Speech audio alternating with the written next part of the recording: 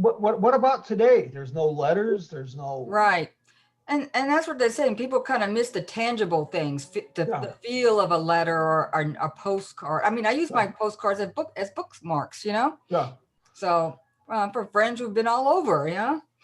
Well, So, I think that's part of why Route 66 is as popular as it is. We have all these technologies like Zoom and Facebook and different things, but they're basically kind of cold and impersonal. uh-huh. And with Route 66, it becomes intimate and personal. It Right. becomes like a family. You'll meet some family from England and in Illinois traveling Route 66. Then you end up at the Blue Swallow Motel in New Mexico together, and everybody's making s'mores, and it's an interaction. Yeah. Yeah. Hmm. Yeah. The connection. Hmm. Yeah. So, oh, we're having more people coming aboard. There's Vienna. Vi. Hi, Vi. Hi guys. Hi. Can you turn the? Oh,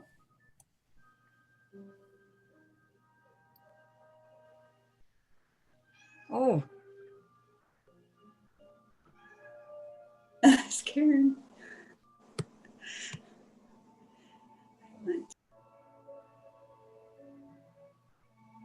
hi, Judy.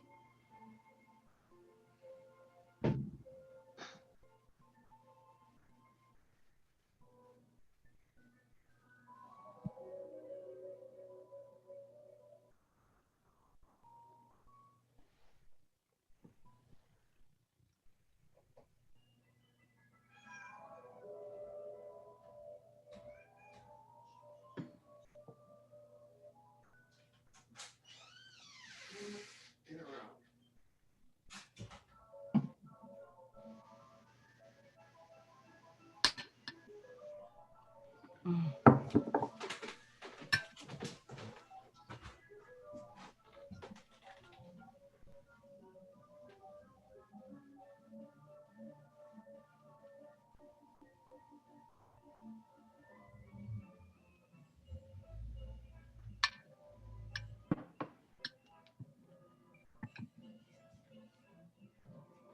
Sherry, this is Karen.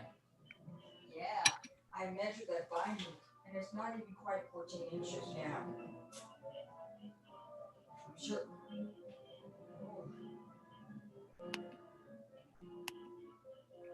I don't know. So just so you know, unless that's for, without the binding, without the border, I'm sorry, without the border, 14 inches. Hmm.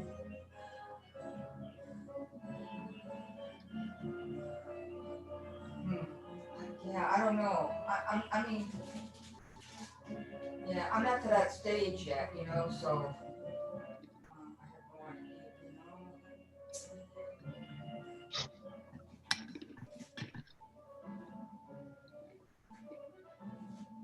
Are you doing 2 1/4?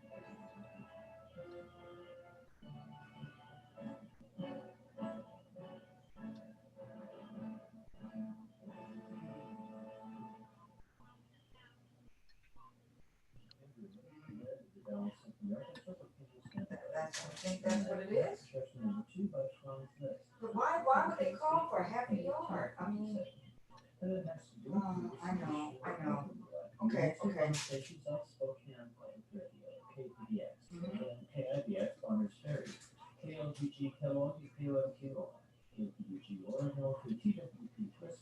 Mm-hmm. Hey guys, I guess it's 3 o'clock. We'll wait a few more minutes to see how many more folks come in. If folks can hear me, Yes. you want to mute your button. I hear somebody's got something going on in the background. It's going to be distracting. Anyway, so let me call you so that you'll know that. So yeah, unless you're going to have a question for the speaker, you should be on mute. And if you don't know, that's the little button on the left-hand side in the very bottom. It looks like a little microphone. I'm muted.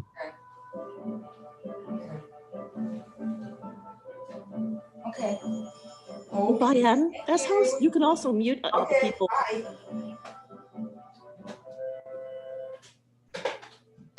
Oh.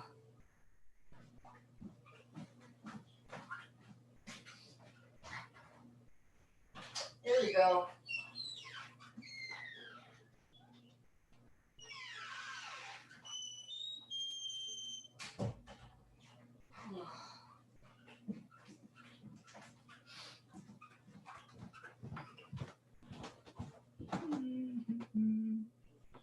Getting on. Mhm.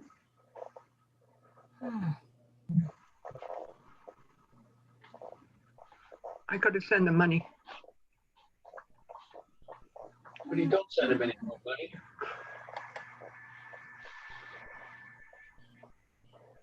Diane's on. Oh, this is for the garden club. I need to send him my annual. Yearly dues, eh? Yeah. Oh, I can. Okay, there we go. So we still got a couple folks coming in. I've got 3:02. I guess we'll give a few more minutes, a minute or two here. So again, you want to mute your button if you're not saying anything to the speaker. If you don't have any questions or anything, it's the little microphone on the bottom left-hand side, so we don't have any background noise. And then Jim would welcome your questions or your input. And you can either do that by asking a question, or the chat button is open here on the right-hand side, and you just type in your questions. Somebody had asked about my association with Los Angeles. And, Right. I guess I sent out an interview that you had done, and you had said that Los Angeles was your all-time favorite place. And of all the places you've been, they were wondering why you would pick that. Well, it needs to be clarified a little bit. I have trouble in any town with more than 3 stoplights. I'm just a small town kind of person. But Los Angeles gets a bad rap. It's a fascinating city. I always enjoy it immensely, and I hate it with an incredible passion. You find a place you like and you stay there because you can't go anywhere. But there are so many fascinating places that you can go and just stay. A great example is downtown at 7th and Broadway. It's kind of starting to gentrify a bit. It's still pretty rough around the edges. But it was the city's theater district back in the teens and the 20s. And of course, over the years, a lot of those became Skid Row churches and porn palaces and all that stuff. Well, now they're starting to renovate a lot of these theaters. And there's one theater, it's called the $1 Million Theater. When it opened in 1921, just the facade of the theater and the marquee was $1 million. Just astounding places. And there's a nice little thing like Grand Central Market that opened in 1917. And it's a huge food court, every kind of food you can remotely imagine. But and then there's 100 years of neon signs. It just really makes for a neat stop. As far as a bigger city that I really enjoy immensely, Albuquerque would probably rate closer to the top. I enjoy Albuquerque immensely. But I like small places. Like say any place with more than 3 stoplights, I get kind of claustrophobic after a while. Okay, so we could go ahead and get started. I did transfer the meeting hosting over to Jim, so he should be able to show you a presentation from his home computer. So please join me in welcoming Jim Hinckley with his Route 66 adventure. Thank you. Let's see if this works. We got our fingers crossed.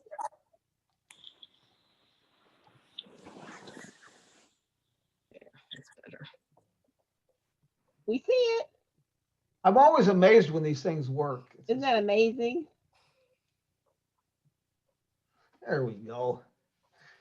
Well, this afternoon I was going to talk to you a little bit about Route 66, the highway that has morphed into an internationally recognized icon.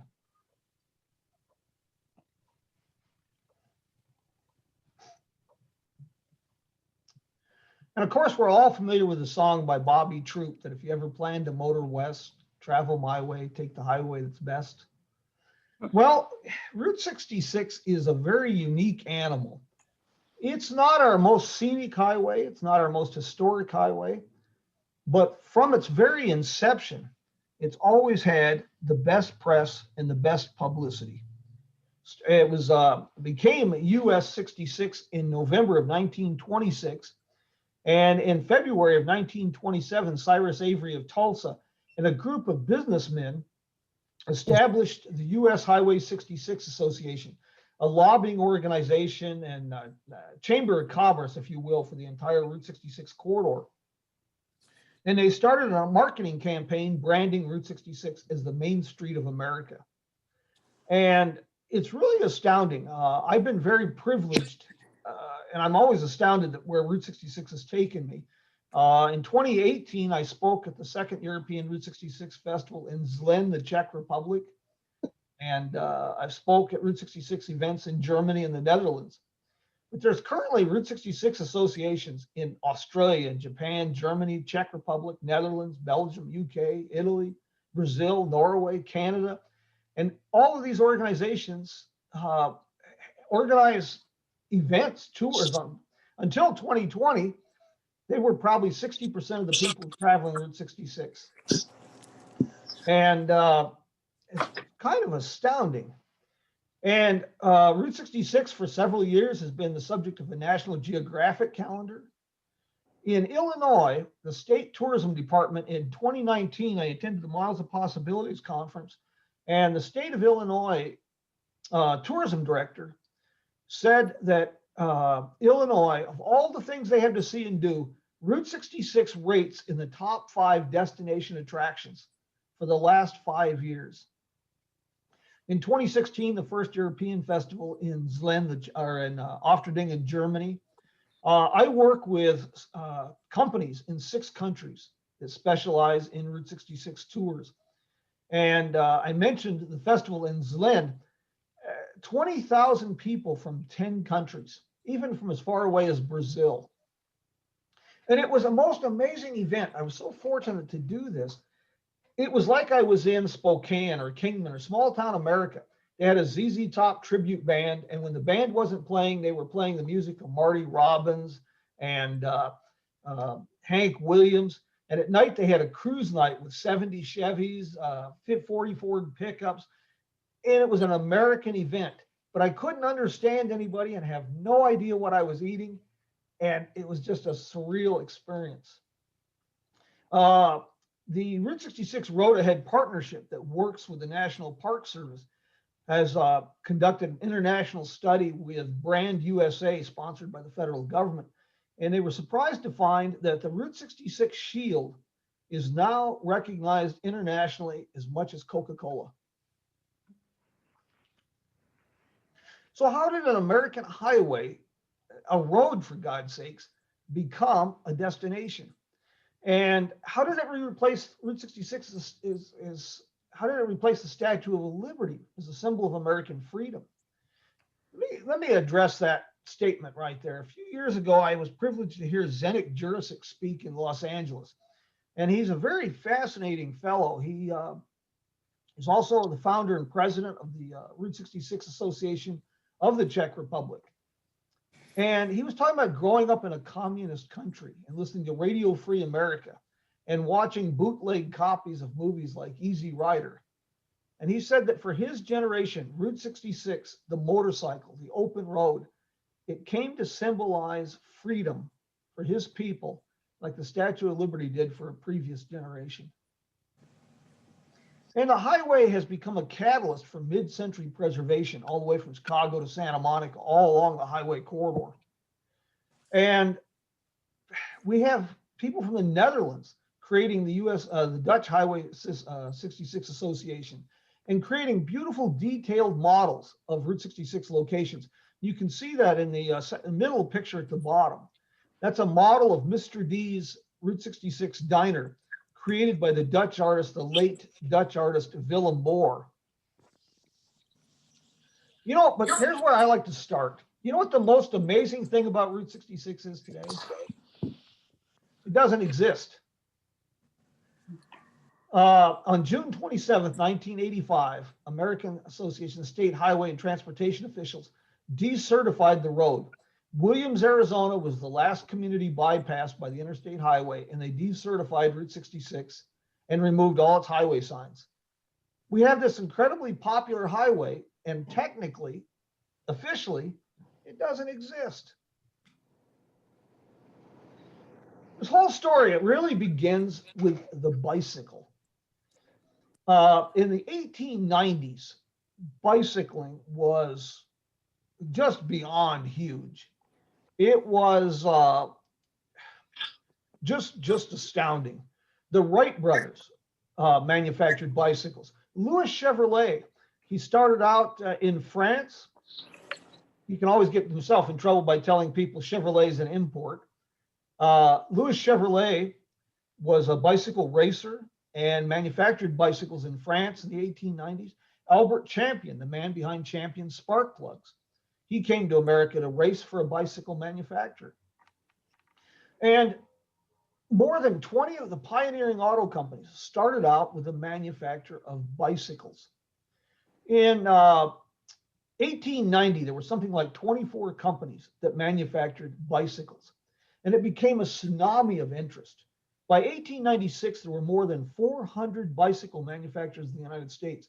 Albert Pope had several factories cranking out bicycles. Bicycle races and tours became a national craze. There's a book that's been reprinted now by a story by Thomas Stevens, if you get a chance. He had one of the penny farthing bicycles. That's the one with the large front wheel, the small back wheel. And he traveled around the world in 1878 on a bicycle. But by 1890, we had the modern type, what they call safety bicycle. And to address the need for improved rural roads, the League of American Wheelmen was formed in 1880 because these bicyclists had nowhere to go. The roads were so deplorable outside of the cities. By 1900, there were more than 100,000 people in the League of American Wheelmen. And there was even a chapter for women. And they took a leadership position for the advocacy and lobbying of good and improved roads. And at the same time this was happening, we had people, the automobile was starting to come into being. The Duryea brothers were the first company in the United States to produce vehicles for sale, but it was a curiosity. Montgomery Ward said that the automobile was a fad you should take your children to see before it passes. In 1896, the Barnum and Bailey Circus gave a Duryea motor wagon top billing over the albino, the bearded lady, and the fat man. And things started to escalate so dramatically.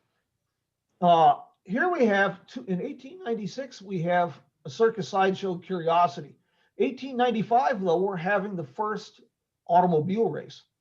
And to give you an idea how grueling it was to drive these vehicles, this is a 54-mile race.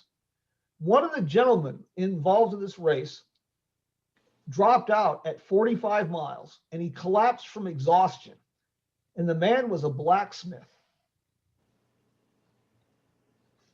But yet by 1901, there were more than 50 automobile companies in the United States. Electric, steam, and gasoline. Electric vehicles, with all the rage now, that's what we talk about. And my pa always told me, it's better to fill your head with useless knowledge than no knowledge at all. The first person ever struck and killed by an automobile in the United States was a gentleman named Bliss in 1898. And I don't know how slow Mr. Bliss was, but he was struck and killed by an electric taxi cab in New York City. And until 1912, a large percentage of the vehicles produced were electric and steam. Alexander Winton was a pioneer automaker, also a bicycle manufacturer, and he tried to drive across the United States in 1901. He made it from San Francisco into the deserts of Nevada. Took him a week to get that far, and before he could go no further. Now, Dr. Jackson became the first person to actually drive across the United States. I have a strong feeling drinking was involved. You never hear of a good story that starts with they were having a salad.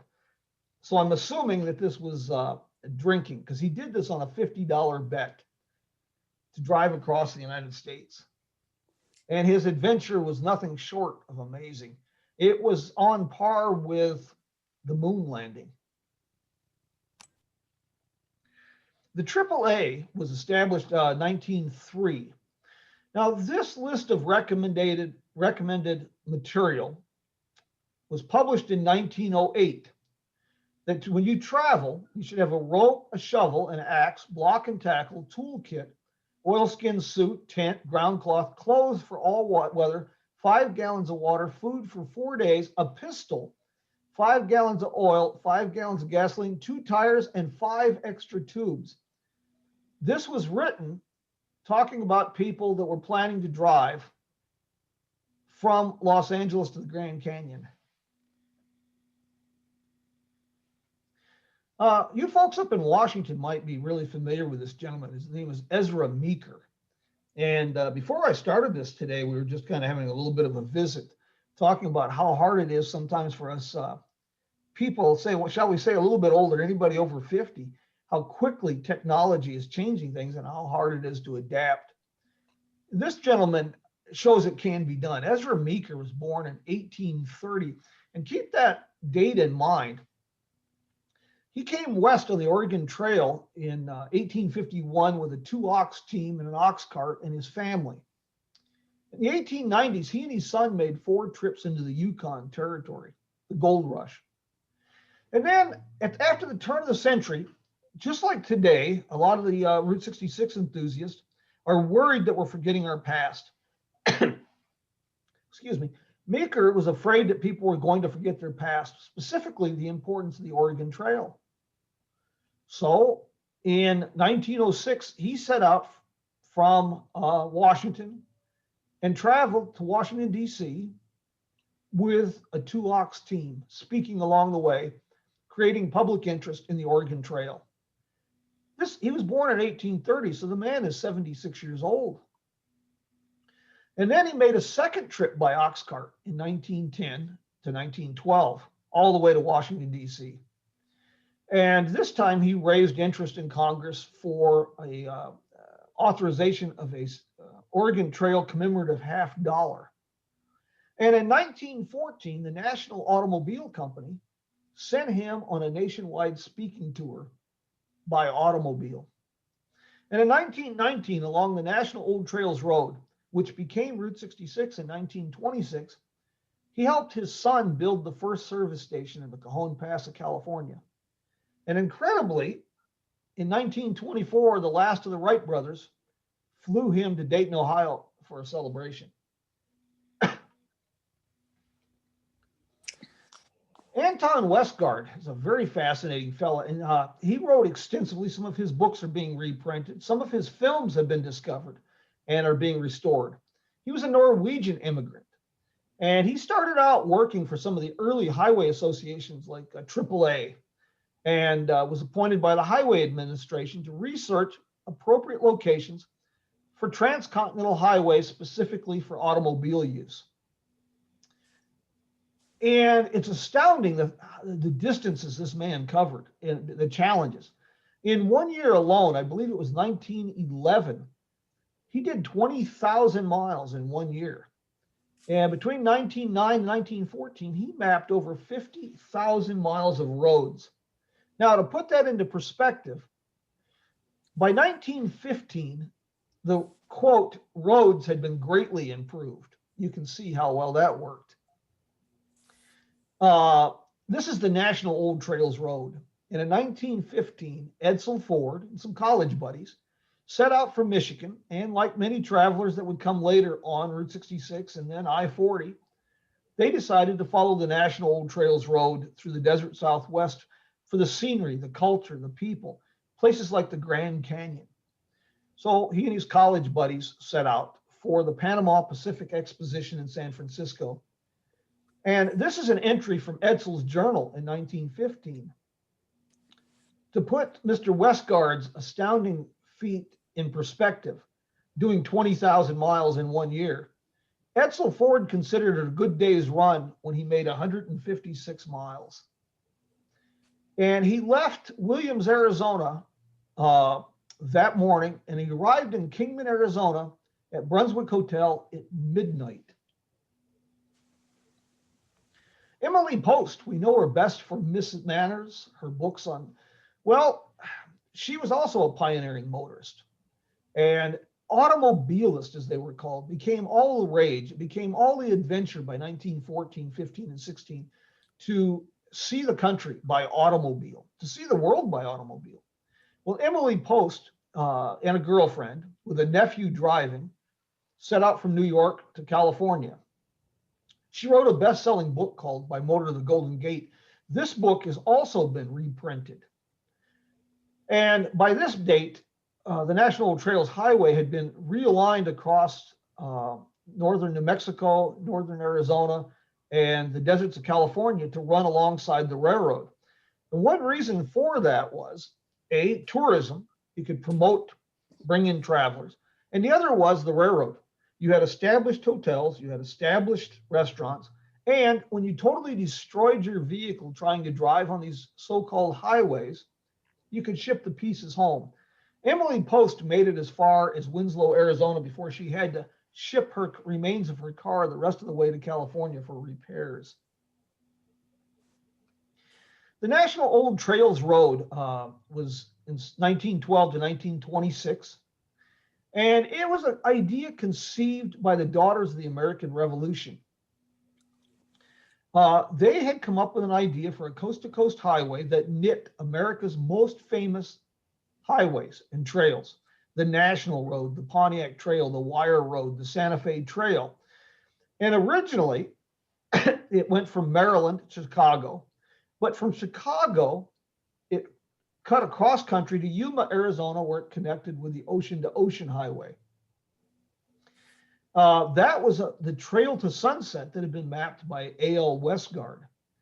Well, in 1913, a group of businessmen from Needles, California, and Kingman, Arizona, including Thomas Devine, the father of character actor Andy Devine, who owned the Beale Hotel in Kingman, Arizona, they went to the National Trails Road Convention in Kansas City, Missouri, and petitioned to have the National Old Trails rerouted across northern New Mexico, Arizona, and California. And they did. They realigned this to follow what was then the Beale Wagon Road, the Mojave Road, and the Old Spanish Trail. And the roads, the vehicles society was in a period of just amazing change. Probably the only time in history that compares with this is what we're living through now. In 1909, there were 828,000 horse-drawn vehicles manufactured and only 125,000 automobiles.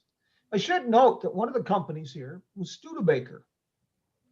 Studebaker had started manufacturing horse-drawn vehicles of all kinds in the 1850s. By the late 1870s, they were the largest manufacturer of wheeled vehicles in the world. Ambulances, wagons, goat carts, baby carriages, wheelbarrows. If it had wheels, Studebaker manufactured it. Their first foray into the automobiles, they started experimentation in 1809, and they introduced their first automobile in 1901, an electric car designed by Thomas Edison. But as you can see the numbers, 20 years later, we went from 828,000 horse-drawn vehicles to only 4,000. And we went from 125,000 automobiles to 4.75 million automobiles manufactured. Pretty dramatic transformation, but the roads remained little changed from what they had been in the 18th century or the 19th century. In 1919, we had the first traffic light, tricolor traffic light introduced. And this is kind of intriguing to show you where people's priorities were. In 1920, 3 out of 5 families have an automobile, but only 2 in 5 have indoor plumbing. There's a little bit of a footnote. At this time, Ford dominated.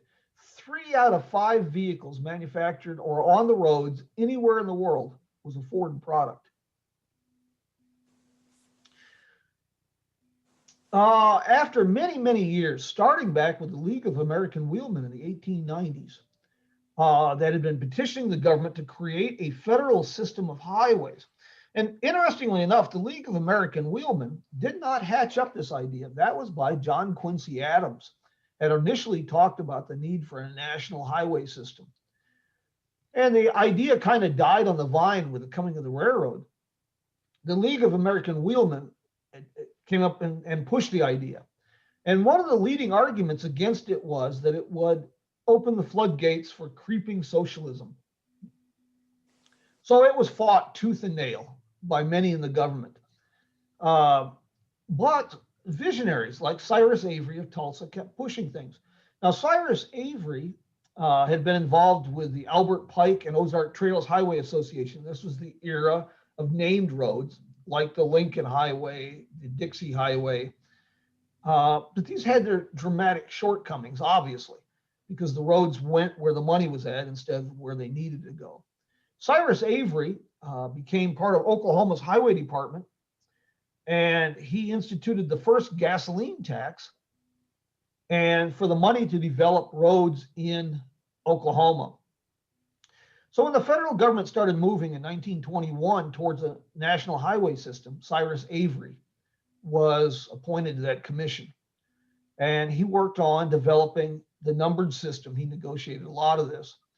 And what's interesting about this sign, the reason I include this, is originally the even number highways would run east to west and odd numbers north and south. The earliest maps, Route 66 came into being. The highway that became Route 66 was done in early 1926, but at that time it was signed as US 60. The governor of Kentucky, excuse me, had a great deal of problem with this. And so a political firestorm, if you will, ensued. Well, Cyrus Avery negotiated a compromise, and US 60 was re-signed US 66. And that was the dawn of a new era in every sense of the word. And you see the telegram there announcing that April 30th, 1926, that they're going to adopt 66 instead of 60. And it took them, of course, the government moves kind of slow. It took them until November to get that done. And then, of course, with Will Rogers and the early 1950s, the U.S. Highway Association designated this the Will Rogers Memorial Route because Will Rogers had such a connection to Route 66. Even though this was now a U.S. highway, and even though we had just an exponential growth in automobile ownership, registration, and driving, the roads remained ridiculously primitive most everywhere, and especially in the Southwest and the West. It would be 1936 before US 66 was fully paved. The last section of US 66 paved was near Valentine, Arizona. And once again, as I said, my pa said better to fill the head with useless knowledge than no knowledge at all. US 6 was the last highway to be fully paved. And that was in the early 1950s at the Utah-Nevada border. Route 66 was promoted as the Main Street of America, and it literally was. The campaign Main Street of America, though, was actually borrowed.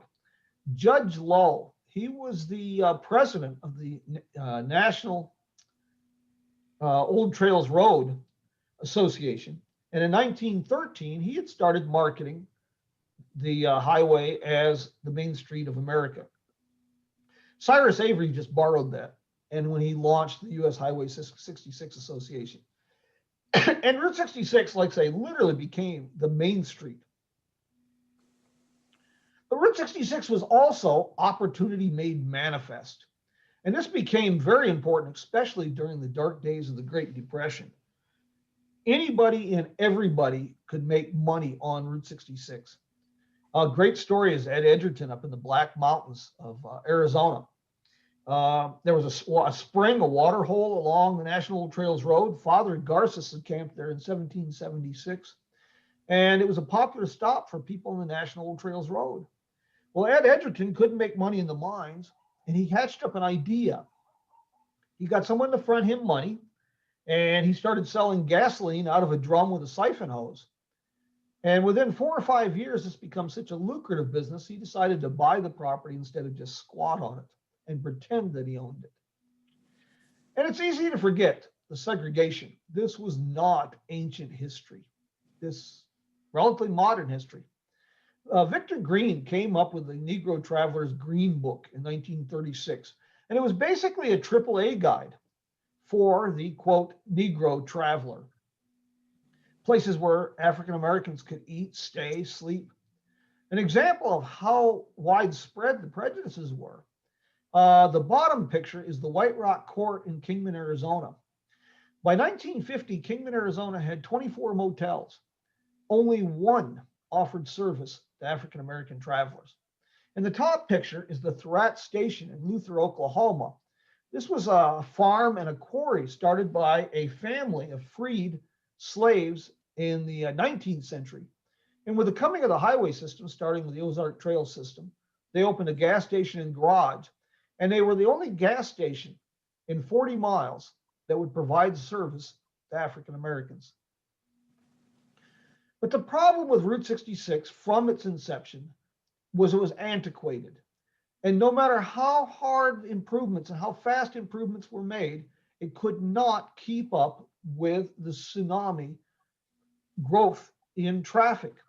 As an example, in 1939, there's a section of Route 66 in western Arizona that has the sharpest curves and steepest grades anywhere on Route 66. It was the National Old Trails Road, and then it was Route 66 until 1952. Hairpin curves, no guardrails, and yet in 1939, the Arizona Highway Department counted 1 million vehicles on that road in 12 months. And after the war, that number grew exponentially. But it's the publicity that made Route 66 famous. The song Route 66 by Bobby Troup, sung by Nat King Cole, most recorded song in history. Almost any group that you can imagine and band, from the Rolling Stones to Perry Como, Elvis Presley, Marty Robbins, they've all sung this song.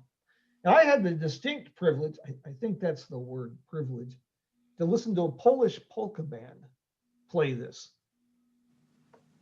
And of course, you had movies, The Grapes of Wrath. Even into the 1980s, we had movies like Roadhouse 66, guidebooks published in 1940s, the television shows, Route 66. Unfortunately, only 2 or 3 episodes were actually filmed on Route 66. Route 66 today is, in my opinion, the ultimate road trip. You can travel US 50, US 6. They're fascinating. They have wonderful mom and pop cafes, Norman Rockwell small towns. But there's something magic about Route 66. It has a vibrancy. The people have such a passion. It becomes a family, an international fan club. And it's really nothing short of extraordinary. And it's the road of dreams. Just this summer, we had a 35-year-old man from Vermont that's always wanted to travel Route 66. So he did. One Sunday afternoon, he threw his sleeping bag and ice chest in his 1929 Model A Ford, drove to Chicago, and drove all of Route 66. I have run into people, French mimes trying to set stilt walking records on Route 66, Japanese people rollerblading on Route 66, motorcycle group driving pre-1916 motorcycles on Route 66. And it's a chain of living, breathing time capsules. When we started this, I was talking about Los Angeles, and I mentioned the Grand Central Market. Well, that's that picture to the right. That's the interior of Grand Central Market. It takes up almost a half a city block, and it's filled with vintage neon and any kind of food, candy, and coffee, chocolates that you can possibly imagine. In my opinion, Route 66 is the quintessential American experience. It's a seamless blending of the past, the present, and even the future. The world's only electric vehicle museum is on Route 66. But with the passing of time, the old double six is viewed with a reverence, and it separates it. It's easy to forget that this was also a highway, and it was a corridor of gangsters, opportunists, grifters, serial killers, truck drivers, vacationing families. And as popular, though, as Route 66 is today, and there is unprecedented popularity, the road may be more popular today than any time in its history. And all along the road, preservationists are restoring, recapturing, and rebuilding. But Route 66 is endangered. As an example, more than 95% of its bridges are scheduled for demolition or replacement. And those bridges are so important because they give the highway the character, those old steel truss bridges. And fewer than 5% of authentic Route 66 motels still serve their original purpose. And of course, old motels in the 40s, the 50s, the 30s, what happened? Well, they became outdated. They were auto courts. And then motels made the auto courts seem outdated. Then motels started having swimming pools, so the old motels couldn't compete. And then the motel chains came in. The old motels became flop houses and crack houses, and they became eyesores and were demolished. But here and there, scattered along Route 66, there's survivors. In Cuba, Missouri, a lady by the name of Connie Eccles, when she retired, and her sister Reva, they bought the 1936 Wagon Wheel Motel that was scheduled for demolition. It was literally a crack house, and they've restored it to all its splendor, and they've added the modern amenities that everyone expects. And people are starting to rediscover America with a road trip on the main street of America. As they say, let the adventure begin. Gabe Parita, the upper left corner, that was actually, the gas station burned in the 1950s. The garage was there, and a gentleman by the name of Gary Turner retired back about 2000, and he spent several years using old photographs and recreating the gas station, and so it would be a living time capsule. So he could introduce it to children, to young people, to show them what was. The bottom picture is still hopping on 66. That's the Jackrabbit Trading Post in Arizona. That's one family owned, and it opened in 1949. Uranus Fudge Factory and General Store. I'm not going to go there, but you can imagine the juvenile humor at this place. But it's a throwback. It is the quintessential 1950s type roadside attraction. Cornball humor, circus sideshow museum, escape rooms, delicious fudge, general store. And like I said, it's a series of time capsules, all the way from Chicago to Santa Monica. And we go full circle. This started with a bicycle. Route 66 is now a bicycle highway. We had the Adventurous Cycling Association recently map Route 66 and create a GPS program. There's tour companies that offer Route 66 bicycle tours. And we had Zdeněk Jurisic that I had mentioned earlier. He had bicycled Route 66 and created a documentary about it that received an award at the Cannes Film Festival. And my friends, well, that's an introduction to Route 66. Something a little bit to whet your appetite, perhaps.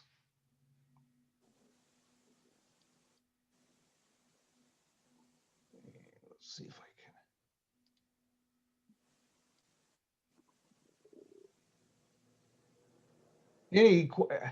Thank you. That was interesting. Oh, you bet. You bet. Thank you, Jim. Yes, surely. I used to live in Arlington, Virginia, right on Route 66. Oh, yeah. At least that's the way it was marked. Yeah, there's it probably was US 6. No, it said 66. Very good. It's an amazing highway if you get a chance. even if you can only drive parts of this thing, it's really difficult to describe what this road has become. It's it's just mind-boggling, and I don't want to sound I'm not bragging by any stretch. I've just been very blessed to be able to travel, and I'll be sitting in a coffee shop in the Netherlands, and somebody will come up and talk to me because I'm an American. They'll ask me about Route 66. They'll show me their Route 66 hat. And in 30 minutes, we've got 15 people all talking about Route 66. In the strangest places, the middle of Poland, in Slovakia, I've had this happen. It's really nothing short of extraordinary. And to be able to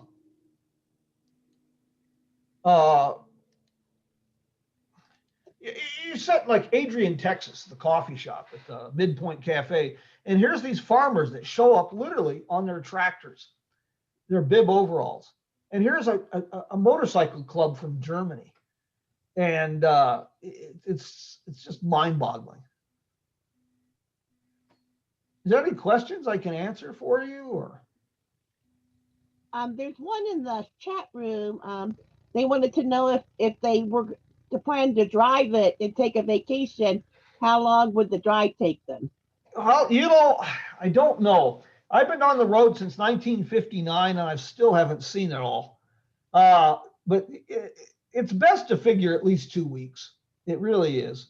To whet your appetite and just to get a good feel for the road. It's 2 weeks is a good time frame.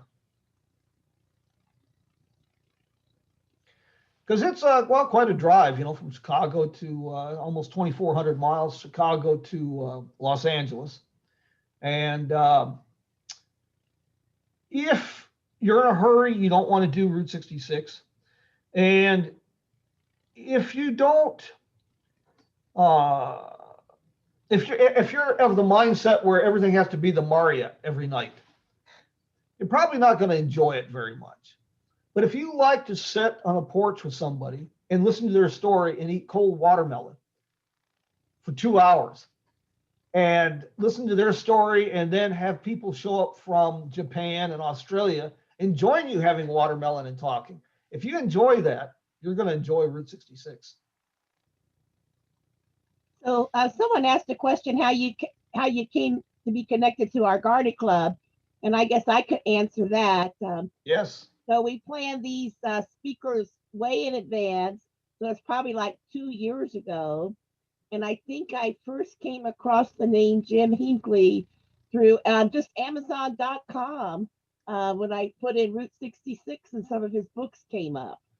And I didn't know who the heck he was. And I Googled him, and he had a pretty extensive website. So then I got excited and contacted him, and he was gracious enough to contact me. And like I said, we had planned to bring him up to Spokane physically.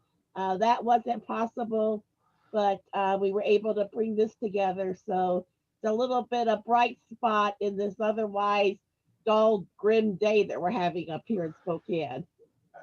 It's been a pretty, shall we say, it's been an interesting year, period. Grim is a good way to put it. It's been filled with interesting opportunities. It's been an interesting year, to say the very least. So, Jim, someone just asked, is the road mainly a 2-lane highway or a 4-lane highway? Both. And like I say, Route 66, a lot of people will tell you it's not drivable. It is. Probably 95% of Route 66 is still drivable. The problem is it's county roads, it's state highways, it's farm roads. And then you get into other problems like which Route 66? In New Mexico, after 1937, Route 66 basically followed where I-40 is now, from on a straight beeline from Tucumcari all the way into Albuquerque. A lot of that road's gone now. I-40 buried it. Before 1937, Route 66 made a big loop, 200 miles, up through Santa Fe, New Mexico, and down to Albuquerque. So the first thing a person has to figure out is which Route 66 and how much time in their schedule they have. One of the things I recommend for everybody is there's two little things. One is, and this really encapsulates Route 66. One thing I recommend is a throwback to the 1950s, and that is the Easy 66 Guide for Travelers by Jerry McClanahan. He's a world famous artist. And this is like something you would get out of the 1950s, and he updates it on a regular basis. But it's hand-drawn maps and notes. The flip side to this is a little deal called Route 66 Navigation. And you can find this at route66navigation.com. And I highly recommend it for a couple of reasons. One, that I helped on this project. It's called Route 66 Navigation. You can download it on your phone, your tablet, iPad. It's free if you just use it for the points of interest, things of that nature. If you want to use it as a navigational app, there is a small subscription fee. But it's very extensive. I just worked with a gentleman on this, and we put together over 1,000 points of interest with detailed opening hours, website information, maps, the whole 9 yards. And one of the things that's interesting about this Route 66 navigation app, the fellow who developed it lives in Bratislava, Slovakia. Another example of how the international nature. But yeah, it's 2-lane, it's 4-lane. In some places, it is a dirt road. And the reason I say it's 95% or so drivable, I would say maybe 4 or 5% is not recommended unless you have a 4-wheel drive vehicle or a rental car. Because everybody knows a rental car is your best off-road vehicle. But there's sections that get pretty rough out towards the Painted Desert, out in the Mojave Desert, things of that nature. Well, someone brought an interesting question. Would a single person feel safe traveling it alone? Or should you always go with somebody? Well, it's more fun to go with somebody. Yeah. You know, I mean, that's all there is to it. It's just more fun. But as far as safety, you know, just like with anything, I'm sure that there's sections in Spokane that a person really shouldn't be there after dark.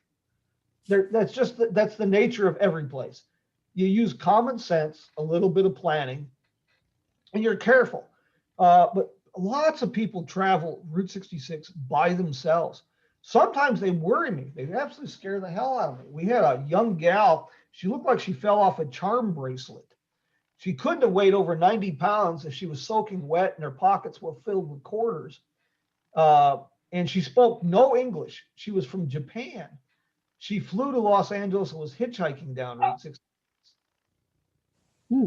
But to put this into perspective, again, what's unique about Route 66 is the people. It's unbelievable. It's how much of a family it is. This Japanese girl got passed all the way down Route 66. At the time she was doing this, I was working as a truck leasing agent.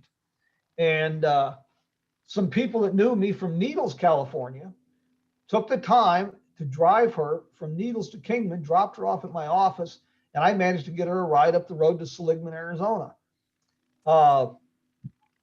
We had a tour group from New Zealand. And another example of how unique Route 66 is, it's the people. It's not, there's other highways that have more than Route 66, but it's the people. We had a New Zealand tour group in New Mexico, and the tour guide became deathly ill with food poisoning. And I had been serving as their consultant and remote guide. I'd helped lay out the tour, and every day I would call to answer questions and make sure everything was going okay. And the tour guide called me from Tucumcari, New Mexico, and says, we're supposed to be in Gallup, New Mexico tonight, and I don't know quite what to do with my tour group. He says, I've got food poisoning. I'm very sick. And I talked to Kevin Mueller at the Blue Swallow Motel, and he says, I'll call you back in 15 minutes. He called me back and he says, my wife can watch the motel. I'll serve as their tour guide. I'll get them to Gallup, New Mexico. And so traveling the road by yourself, I wouldn't really have any problem with it. I just really wouldn't. We've had Japanese people rollerblading Route 66. as I mentioned, I can't make this up. I'm not that imaginative.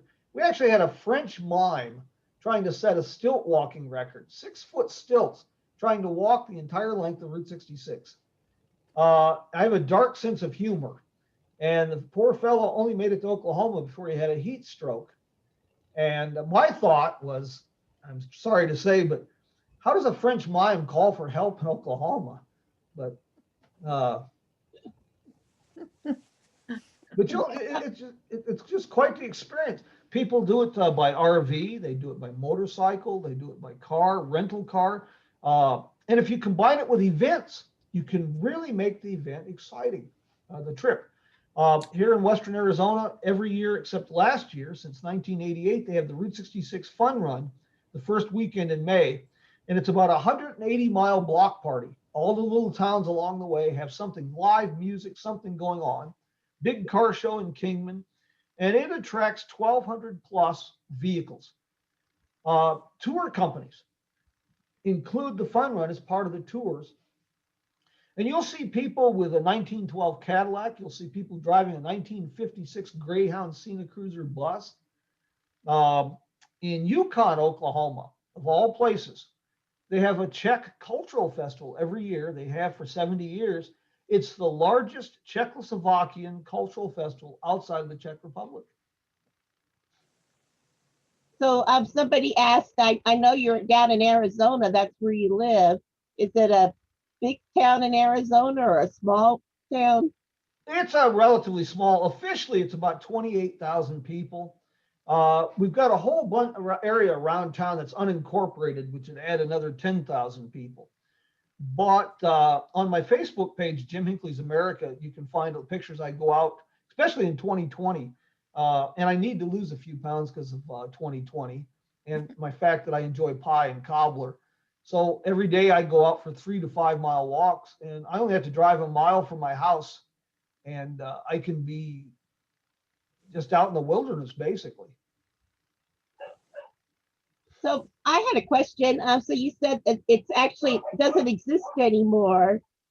Is there any kind of plan maybe to try to bring it back, to restore it? Yeah, there's a lot of plans for that, but they're always shot down, and it would be a bad thing to do, because if we brought it back as a U.S. highway, it would have to be upgraded. All the bridges, the right-of-ways, the road itself, and you would really destroy the character of the road. For example, there's a big section in Oklahoma from Weatherford, Hydro, Oklahoma, back towards Fort Reno. That is, there's a 4-mile 1930s pony truss bridge, and there's about a 5-mile section of original concrete pavement that has actual curbs on the side of the highway and no shoulder. So if they brought the highway back, all of that would have to be upgraded, and you would lose the character of time travel. You know, and like that fellow I mentioned with that Model A Ford, if you really want to experience the closest thing you can get to time travel, take a vintage car and drive that highway. Drive that section through Oklahoma that was put down in 1931, and it's as close to time travel as you're going to get. And there's a place there that sells great pie, by the way. So if you guys want any more, check out any more information about Route 66, you can certainly Google Jim on Google him, or bring up his website, or see his books on Amazon. Yeah, and you can contact me on my website's jimhinkleysamerica.com, and you can find me on Facebook. And I'm pretty good at telling people where to go. That's what I enjoy doing, and that's why I started writing books. People kept telling me I had a gift for telling people where to go, and so that's what I started doing. And I'd be more than happy to help if you got questions or curious about taking a trip on Route 66. And we'll get you through Los Angeles and St. Louis and Chicago and Albuquerque. And like I say, I can tell you where all the good places to eat are. That's why I look like I ate a beach ball. But, all right. Well, thank you, folks. Thank you, Jim. I Thank hope you you. enjoyed this, folks, and I'll hopefully get together some again sometime and maybe in person. That would be lovely. Thank you so much. You bet, Thank you. folks. Bye-bye. Bye, everybody. Thank you.